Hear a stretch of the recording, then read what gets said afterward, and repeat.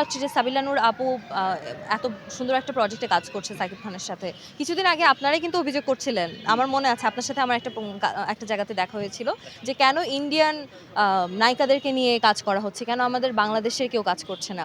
দেখেন এই অভিযোগটা কিন্তু আর করার উপায় নেই, আমরা কোরবানিতেই দেখতে পাবো সাবিলা নূর আপুকে ফার্স্ট এরকম সুন্দর একটা ফিল্মে ধামাকা হতে যাচ্ছে। আমি একদমই খুবই আশাবাদী, আর এটা আমাদের জন্য খুবই ইন্সপায়ারিং। আসলে এটা খুবই ইন্সপায়ারিং যে আমাদের দেশের আর্টিস্টরা কাজ করুক, ভালো কাজ করুক, এবং নাটক অঙ্গন থেকে যে ফিল্মে যাক সেটাই তো আসলে ছোটো থেকে বড় হওয়াটাই মনে হয়।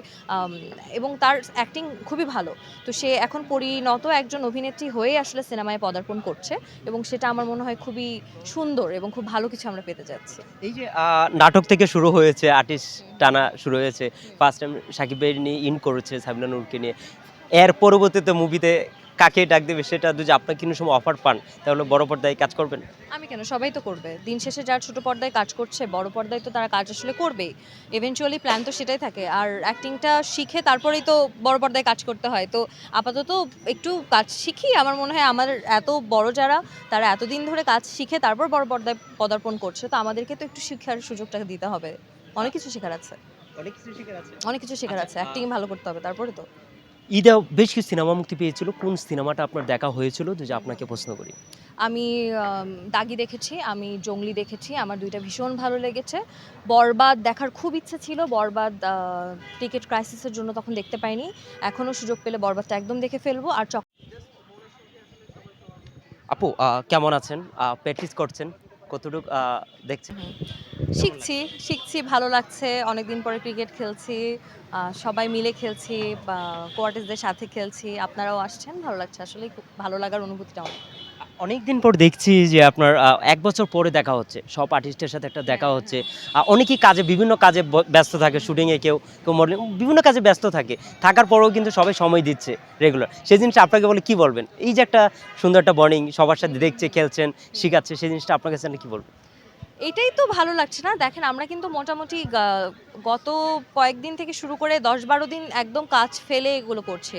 অনেকে শুটিং বন্ধ করে দিচ্ছেন, যার কাছে সুযোগ থাকছে নতুন করে কাজের কমিটমেন্ট না নেওয়ার। আগে থেকে থাকলে তো কিছু করার নেই। কিন্তু আমরা সবাই মিলে চেষ্টা করছি যে একদমই সবকিছু ফেলে আসলে যতটুকু সময় একসাথে থাকা যায়। আসলেই তো আর পুরোটা সময় প্র্যাকটিস করা পসিবল হয় না। কারণ এতগুলো মানুষ প্র্যাকটিস করবে, সেটার জায়গা বা স্কোপেরও তো ম্যানেজ করতে একটু টাইম দিতে হয়। কিন্তু আমরা সবাই মিলে এই যে দেখা হয়, সবাই সবাইকে ইন্সপায়ার করছি, মোটিভেট করছি। যে যেই টিমেই খেলি একই তো। সবাই মিলে খেলছি। এটাই তো ভালো লাগছে। এটা তো আসলে হয় না। অ্যাওয়ার্ডস ছাড়া তো ওরকমভাবে সবার সাথে দেখা হয় না। তো একেকদিন একেকজন আসছে। এটা আমার মনে হয় বন্ডিংটা খুব স্ট্রং করছে সবার একসাথে। আপু এর আগের বছর আমরা দেখেছি যে ১ম থেকেই শুরু থেকে আপনার অনেক নায়িকাকে দেখা যেত যে সিনিয়র অভিনেত্রী অথবা অনেকেরই দেখা যেত নাটকের। কে বলল? আপনি দীপা খন্দকার ম্যামকে দেখেন নাই? উনি আছেন, বিন্দু আপু আছে, অনেক সিনিয়র আর্টিস্ট আছেন আমাদের। যারা পারছেন, ওই যে বললাম যারা পারছেন ওরা তো খেলছেনই। এটা তো আসলে মতামতের বিষয়। এতগুলো দিন নিয়ে আপনি কাজ ফেলে আপনি খেলবেন কিনা এটা তো আসলে একটা ডিসিশনের ব্যাপার। সেখান থেকে আমি বলব নতুনরা হয়তোবা ওই আগ্রহটা নিয়ে বাকি সব কাজ ফেলে হয়তো এটাই খেলার চেষ্টা করছে। তো সেটা ছাড়া আর অন্য কোনো কারণ আছে বলে আমার আসলে মনে হয় না। কারণ এই যে এটা কে আসলে খেতে চাইবে না? আপু আমরা ছোট সময়তে যে আপনি বলি যে আপনার স্কুলে অথবা কলেজে এমন কোনো স্মৃতি আছে খেলার, যে কোন খেলাটা খেলেছেন, বন্ধু-বান্ধবের সাথে বাজি ধরে খেলেছেন? যদি আপনার কাছে একটু জানি। আ বাজি ধরে খেলেছি বলতে ছোটবেলায় স্কুল বা কলেজ পর্যন্ত তো মনে হয় ব্যাডমিন্টন ওগুলো খেলা হতো। আর ক্রিকেট তো একদমই পিচ্চিকালে। আমার মনে হয় ছোটবেলাতে আমরা তো আ একবার অনেক জোরে আঙ্গুলে বল লাগে। তো ওটা আমি আসলে একটা ইনজুরি হয়েছিল। এরপর থেকে আমি ক্রিকেটটা এভয়েড করতাম। না মানে ওইটা একটা ভয় তো আসলে থেকেই যায়। তো এবার জানি না আমাদের ছেলেরা কিভাবে খেলছে অরিজিনাল ক্রিকেট বলে। এটা বেশ ভয়ের অবশ্যই। আর কলেজের পরে আমার মনে হয় কি হয়, আমরা ব্যাডমিন্টনটা ইজি গোয়িং, যেটা আসলে অনেক স্পেস লাগে না, যেহেতু আমাদের এখন জায়গাটাও কমে গেছে খেলার। সেক্ষেত্রে আমি বলব যে বাস্কেটবল, ভলিবল, ব্যাডমিন্টন এগুলো তো আসলে খেলা হয়, বা টেবল টেনিস, ইনডোরের এখন যেগুলো খেলা পসিবল এগুলো তো এখনো পর্যন্ত খেলা হয়। এমন কোনো সময় ছোট সময় হয়েছে যে স্কুল ফাঁকি দিয়ে বন্ধু-বান্ধবের সাথে আড্ডা মারতে গিয়েছেন, বাসায় এসে মা-বাবার গালি শুনেছেন, মাইরও খেয়েছেন, এরকম কোনো স্মৃতি আছে যদি শুনি? না, এরকমটা হয় নাই। কিন্তু আমার মনে আছে যখন বোধহয় আমি নার্সারি কেজিতে পড়তাম, তখন আ ও ক্রিকেট খেলতে বা ফুটবল খেলতেই মনে হয় আশপাশের আমরা বা এলাকার যারা ছিলাম, বড় ভাইয়াদের সাথে ওদের সাথে একটু দূরে চলে গিয়েছিলাম। মানে বাসার সামনে তো খেলার পারমিশন ছিল। তো ওইটার জন্য বেশ আম্মু অনেক বকাবকি করে।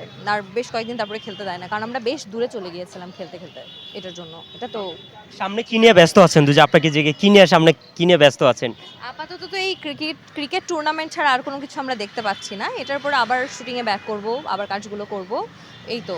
ঈদে কোন কাজ আসছে? অনেকেরই তো ওটিটিতে কাজ আসছে, মুভি আসছে, নাটক আসছে কুরবানিতে। আপনার কোন কাজ আসছে ঈদে? এই কাজের টিকেটের ব্যস্ততার মাঝেও কি কাজ আসছে ঈদে? আচ্ছা, ওটিটি অথবা ওটিটি ওই যে বললাম ওটিটি আমি যেটা করেছি সেটা হচ্ছে ওনারা কবে রিলিজ দিবে সেটার ডেট আমি এখনো জানি না। এইজন্য এটার বিষয়ে কিছু বলতে পারছি না। আর আমি তো বা বা আসলে কি বলে সিজনাল ফিকশন করি টাইপের আসলে হয়ে গেছে ব্যাপারটা। কিন্তু আমি মনে হয় কোরবানি ঈদে আমার কাজ করা হবে। আশা করছি এখন কিছু বলতে চাই না। পুরোটা হয়ে গেলে আমার মনে হয় শুটিং হয়ে গেলে সবকিছু হয়ে গেলে তারপরে আমি আপনাদের সবাইকে জানাবো। সেটাই আপু, ভালো। আমি একটা প্রশ্ন না করে পারছি না। বড় পর্দায় কবে আসবেন? অনেকেরই দেখেছি, সাবিনা নূরকে দেখেছি যে সাকিব ভাইয়ের সাথে তাণ্ডবে অভিনয় করছে। সাকিব ভাইয়ের সাথে দেখছি আমরা অভিনয় করছে। বড় পর্দায় অভিনয় করছে। তবু ফার্স্ট টাইম সাকিব ভাইয়ের সাথেই অভিনয় করছে। সেই জিনিসটা আপনার কাছে জানলে কি বলবেন? খুব ভালো লাগছে তো। মানে আমার কিন্তু ভীষণ ভালো লাগছে যে এই যে নামটা ধরে কয়েকদিন আগেই আমার ভীষণ চক্কর দেখা হয়নি। চক্কর দেখতে চাই। আচ্ছা, মুশাররফ করিমের লোক বলে একটু অন্যভাবে আসছে। চক্কর অনেক সুন্দর সিনেমা হয়েছে। হ্যাঁ, আমরা খুব দেখেছি। আফসোস। দেখতে পাচ্ছি পাইনি এখনো পর্যন্ত। মোশাররফ করিম ভাইয়া তো আমাদের সবার ভীষণ পছন্দের। ভীষণ পছন্দের। এত ভালো একজন গুণী অভিনেতা।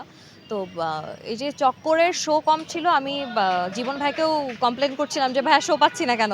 দেখতে চাই। তো মানে দিন মিলিয়ে আসলে সময় মিলিয়ে দেখা হচ্ছে না। কিন্তু আমি আসলে যত তাড়াতাড়ি সম্ভব দেখে ফেলবো।